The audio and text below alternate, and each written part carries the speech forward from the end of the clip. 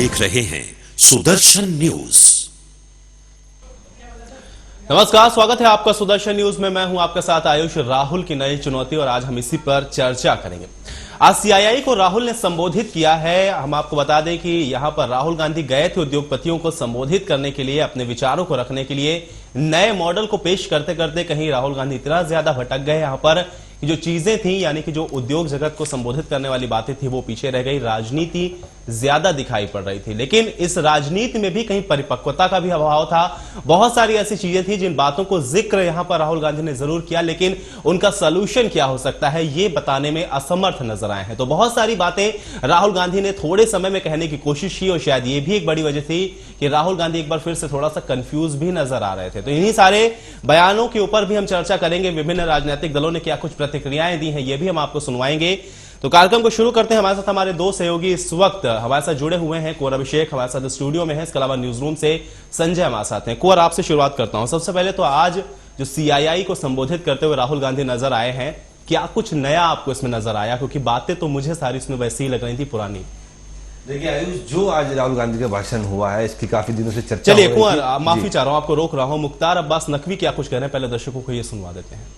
ज्यादा महत्वपूर्ण बात है कि इनकी 9 सालों की सरकार, उस सरकार के जो सरकार की सोनिया गांधी जी या राहुल गांधी जी रिमोट से चला रहे हों, उस सरकार के उपलब्धियों पर खामोशी और आगे की दिशा और आगे के वादे और आगे के बड़े बड़े सपनों को दिखाने की कोशिश।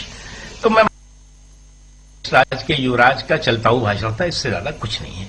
और मैं एक और चीज कहना चाहूंगा कि किसी भी दौड़ में आगे नहीं निकलते हो कि जिनके पैर से कांटे नहीं निकलते हो। तो जिनके पैरों में भ्रष्टाचार, घोटाले और चौतरफा नाकामियों के कांटे हों तो वो आगे किस दौड़ में कहां निकलेंगे। इसलिए बहुत रफ्ता रफ्ता उन्होंने घूम घूम करके मंच पर एक बहुत नाटकीय मुद्रा में इसको चलता हुआ भाषण दिया है।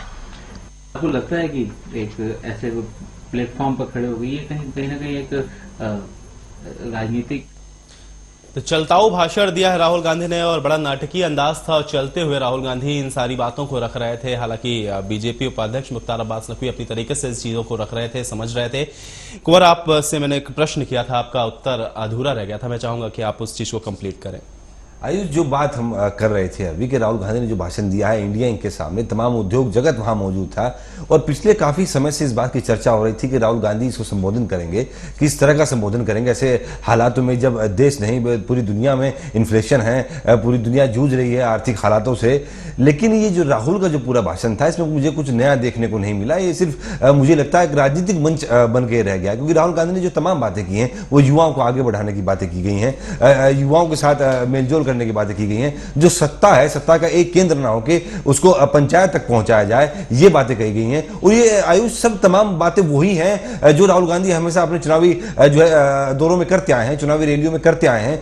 देखिए कहीं ना कहीं जो जयपुर में उनका जो भाषण हुआ था, मुझे उसका ही एक प्रारूप यहां देखने को मिला जिसमें राहुल गांधी ने ये सपना दिखाने की कोशिश की है। देखिए जो भाषण था ये इंडिया इंक के लिए नहीं लगा, मुझे लगा कि पूरे देश के लिए भाषण है, युवाओं के लिए भाषण है। देखिए जो सपने राहुल गांधी दिखा देना चाहते हैं वो भविष्य के सपने हैं कि कैसे हमें आगे बढ़ना है, कैसे देश को मजबूत करना है। देखिए इंडिया इंक के सामने इन्फ्लेशन की कोई बात नहीं हुई, करप्शन की कोई बात राहुल गांधी ने नहीं की, कोई ऐसे पैकेजों की बात नहीं की जिससे जो औद्योगिक घराने हैं, जो औद्योगिक जगत है उसको बूस्टअप हो सके, उनको ताकत मिलती, ऐसी कोई बात राहुल गांधी ने कोई खास इस पूरे भाषण में नहीं की। लेकिन पूरा जो भाषण काफी शिद्दत से हम लोग ये कह सकते हैं कि बात बस वही थी, शब्दों को कहीं ऊपर से नीचे कर दिया गया था उसके अंदर। जो अमूमन वो सारे राजनीतिक मंचों पे बोलते नजर आए हैं वही सीआईआई के भी इस मंच पे बोल रहे थे। चलिए इस बीच हमारे साथ डॉक्टर दिलीप, राजनीतिक विशेषज्ञ है, ये भी हमारे साथ फोन लाइन पे जुड़े हैं। डॉक्टर दिलीप, सबसे पहले तो स्वागत है आपका।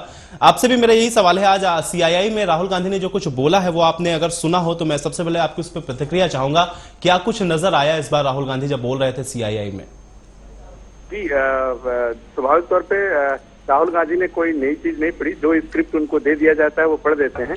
राजनीतिक तौर पे अभी भी वो मैच्योरिटी वो नहीं दिखा पाते, वो गिना चुना भाषण युवाओं को टारगेट करते हैं और जिस तरीके से वो स्पीच आजकल दे रहे हैं उसमें कोई नयापन नहीं आया। मुझे जो सुनने को मिला और जो सुनने में आता है उसमें कुछ नयापन नहीं रहा। हाँ, उनको जो जिस जगह जिस प्लेटफॉर्म पर को आज यूज कर रहे थे उनसे उम्मीद की जा रही थी कि वो जी। देश के नाम से कुछ ऐसे अपना वक्तव्य रखेंगे, कुछ अपना वक्तव्य जी। रखेंगे जो उनका विजन है कांग्रेस के उपाध्यक्ष डॉक्टर बनने दिलीप के जी, बाद। बिल्कुल डॉक्टर दिलीप जी, एक सवाल मेरा आपसे है। आप एक चूंकि राजनीतिक विश्लेषक हैं, मैं थोड़ा समझना चाहूंगा इस चीज को। सीआईआई का एक जो प्लेटफॉर्म था, कॉन्फेडरेशन ऑफ इंडियन इंडस्ट्री, यानी कि उनको उद्योग जगत को संबोधित करना था। कुछ स्कीमें ऐसी होती या कुछ नीतियां सरकार की ऐसी होती, या फिर सरकार, भारत सरकार क्या सोचती है उद्योग घराने को लेकर के, इन चीजों के बारे में अगर थोड़ा राहुल गांधी फोकस करते तो ये चीजें समझ में आती। लेकिन अगर पॉलिटिकल सारी चीजों को इसमें इन्वॉल्व कर रहे हैं राहुल गांधी, तो इसके पीछे की मंशा क्या है? आप एक राजनीतिक विश्लेषक की दृष्टि से इसको कैसे देखते हैं? नहीं, स्वाभाविक तौर पे देखिए ना, आप अगर ध्यान से इसको देखेंगे, उनके भाषण में जो भी उन्होंने 20-25 मिनट का जो भाषण दिया, उसमें उन्होंने साफ ये दिखाने की कोशिश की कि उनके लिए उद्योग के साथ साथ, कहीं ना कहीं परोक्ष रूप से उद्योग के साथ साथ वो युवा पीढ़ी भी इम्पोर्टेंट मायने रखता है, क्योंकि युवाओं के तरक्की में ही देश की तरक्की है। और ये आप ना भूलें कि जो 12 करोड़ नए वोटर तब्दील हुए हैं अभी युवा पीढ़ी में, उसको वो ध्यान में रख करके ये स्पीच देते रहे इतने बड़े प्लेटफॉर्म पे।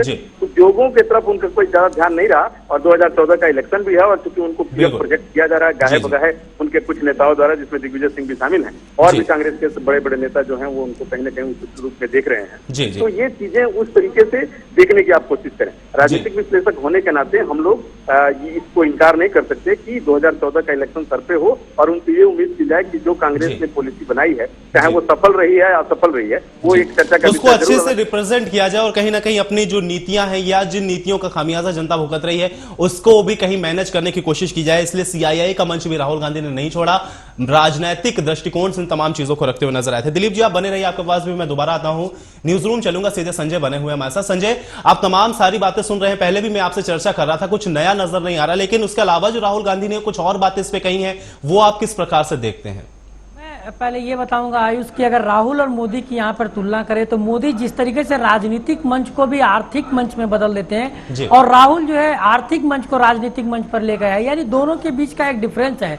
जहां औद्योगिक घराना मोदी को पसंद क्यों करता है, इसका कारण यही है कि मोदी हर एक जगह पर उनके लिए एक संभावना तलाशते हैं, एक उनको राह दिखाते हैं। वहीं राहुल उन राहों में एक तरीके से रुकावट दिखाते हैं। रुकावट ये दिखाते हैं कि देश आगे नहीं बढ़ रहा है, लोगों को शून्य से शुरू करना है, शिक्षा का स्तर गिरा हुआ है, लोग एक दूसरे से जुड़े हुए नहीं है, सेंट्रलाइज्ड व्यवस्था नहीं होनी चाहिए। इंडस्ट्रियल पर भी उन्होंने थोड़ा बहुत निशाना साधा है आज के इस अपने स्पीच में। कुल मिलाकर देखा जाए तो उनका जो फोकस है वो ये दिखाने का प्रयास कर रहे हैं कि जब तक वो पूरे देश के लोगों को एक साथ नहीं ले लेते हैं, जब तक वो पूरा ऊपर से नीचे तक गरीबी और अमीरी का खाई पाट नहीं देते हैं, तब तक इस देश का विकास संभव नहीं है। तो इंडस्ट्री इस बात को लेकर मुझे नहीं लगता कि बहुत ज्यादा गंभीर और चिंतन करेगी, और राहुल के स्पीच को बहुत गंभीरता से लेगी। साफ है कि मोदी इसलिए इंपॉर्टेंट हो जाते हैं इंडस्ट्री के लिए, उद्योगपतियों के लिए, क्योंकि उनके विजन में विकास होता है।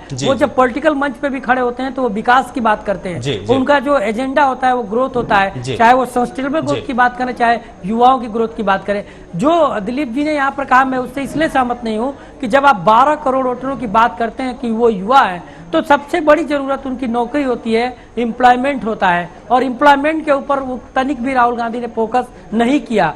शिक्षा को उन्होंने अच्छा नहीं बताया, लेकिन आपने देखा होगा कि पिछले 9 सालों में जिस तरीके से शिक्षा का संजय आपको रोक रहा हूं, माफी चाह रहा हूं, आपके पास भी आऊंगा, एक बार दिलीप जी के पास भी मैं चलता हूं, फिर कुछ और लोगों को भी फोनों पे लाइन अप करना है। दिलीप जी, अंतिम सवाल मैं आपसे यहाँ पे कर रहा हूं। संजय की बात अगर आप ना सुन रहे हो तो मैं बता दूं, इस पे भी आपका मैं कमेंट जरूर चाहूंगा।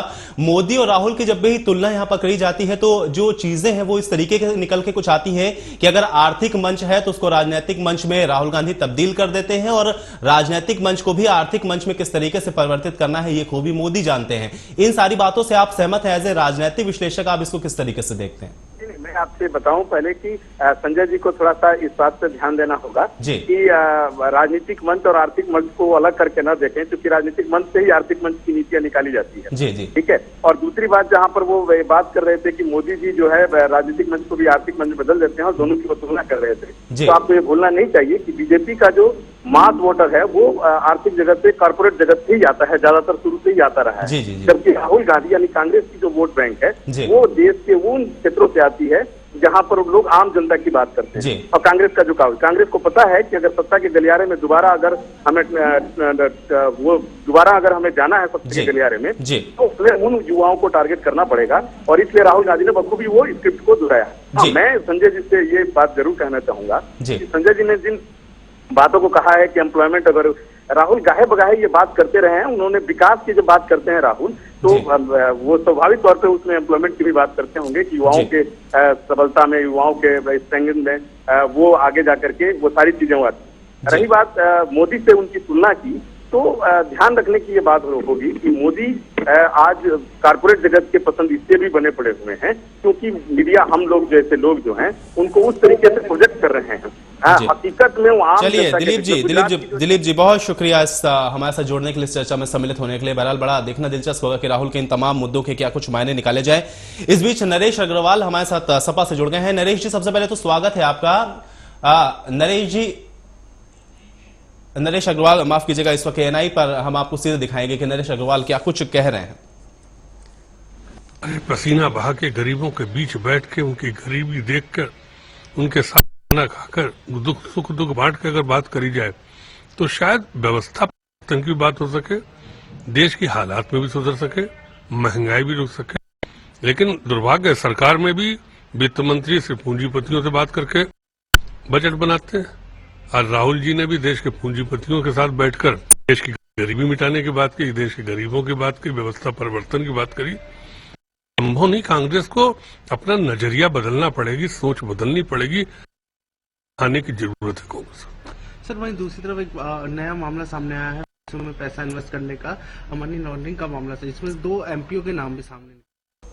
तो कांग्रेस को नजरिया बदलना होगा अपना, और कांग्रेस जब तक अपने इस नजरिए को बदलेगी नहीं तब तक इस तरीके के भाषण से कुछ इंपैक्ट नहीं पड़ने वाला। नरेश अग्रवाल को आप इस वक्त सुन रहे थे। एक छोटे से ब्रेक के लिए रुक रहे हैं, ब्रेक के बाद भी हमारी ये चर्चा जारी रहेगी।